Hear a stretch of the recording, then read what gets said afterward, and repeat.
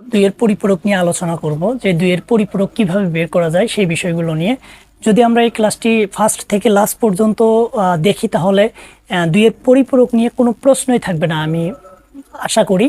তো প্রথমত এই ধরনের অঙ্কর ক্ষেত্রে দেখা যাচ্ছে যে কতে যে কথাটা বলছে যে কতে 100 এবং -80, হ্যাঁ, দুইয়ের পরিপূরক ব্যবহার করো। এই ক, খ, গ এই তিনটারে আমরা দুইয়ের পরিপূরক বের করব। প্রথমত ক যেহেতু বের করতে বলছে, আমরা কর ক্ষেত্রে লিখব সমাধান,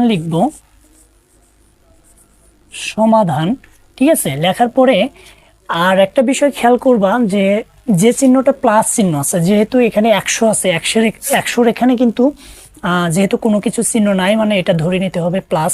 এই জন্য এটার দুইয়ের পরিপূরক, একের পরিপূরক বের করতে হবে না, এর শুধুমাত্র প্রকৃত মান বের করলেই হবে। কিন্তু 80 এর ক্ষেত্রে প্রকৃত মান